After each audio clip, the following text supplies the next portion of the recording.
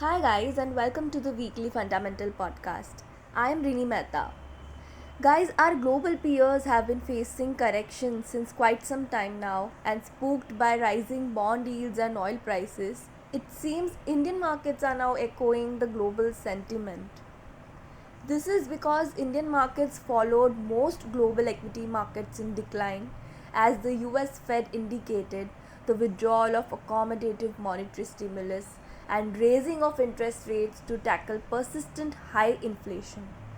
As such, bond markets witnessed a sharp increase in yields, and history suggests that in 7 out of the last 10 years, Indian indices have delivered negative returns or remained range bound in the week preceding the budget. Well, 2022 was no different. Last week, the Nifty was at 17,144 with loss of 2.7%, and Sensex was at 57,323 with loss of 2.9%. The Nifty small cap index and mid cap index echoed Nifty and Sensex during the week with loss of 2.1% and 3.2% respectively. And all the sectoral indices ended in red during the week except for Bank Nifty and BSE Auto. BSE IT and consumer durables were the top two losers. And guys, if we look at the volatility indicator, Indian VIX was up 9.8% in the past 1 week. As you all know, earnings season is also going on. So domestically, aggregate third quarter earnings print of Nifty 50 companies were ahead of expectations. Now last week from the US, Federal Reserve announced the final round of its asset purchases. It will thus conclude its balance sheet expansion in March 2022, much ahead of its initial plan. The Fed will subsequently start to increase interest rates in the economy beginning March. Both these measures are aimed at taming inflation, currently at a 4-decade high of around 7%. Meanwhile, US economy grew at an annualized rate of 6.9% in the fourth quarter. That was well above the 5.5% median forecast from economists surveyed by Bloomberg. Even European investors reacted negatively to the Fed's indication on Wednesday that it could soon raise interest rates for the first time in more than around 3 years, and to rising geopolitical tensions between Russia and West over Ukraine. Moving on, if we look at foreign interest, FIIs turned out to be net sellers in the January month till date to the tune of rupees 37,721 crores. But on the other hand, domestic institutions infused around 18,280 crores till date.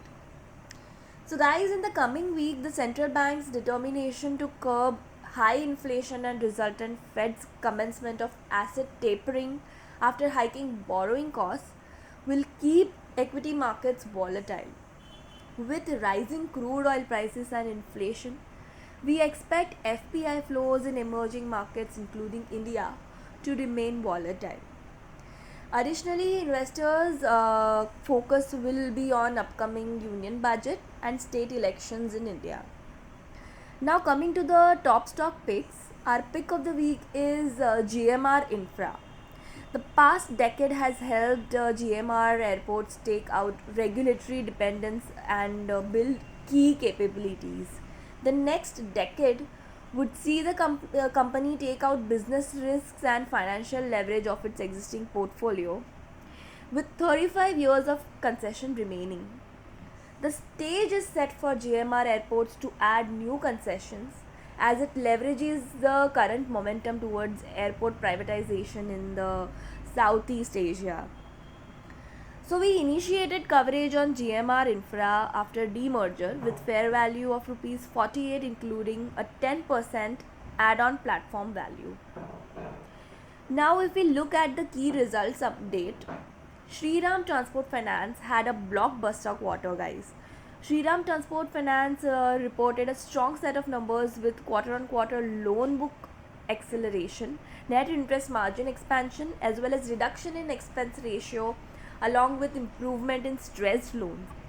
Harmonization of gross stage 3 loans with RBI's recent non-performing loans norms led to higher expected credit loss, which will likely reverse over the near term. But this policy will likely lead to more volatile credit costs over the long term.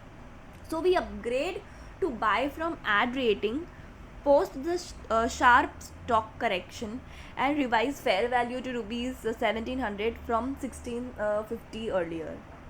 Lastly, LIC Housing Finance seems to be firmly on an improving trajectory.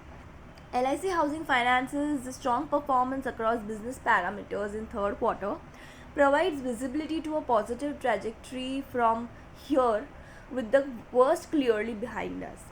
Reducing stressed loans, normalization of net interest margins after one-off in second quarter, and improving real estate cycle and bottoming out of home loan rates will augur well even as we bake in rising borrowing costs. So guys, we retain buy with fair value of rupees 610, up from rupees 600 earlier.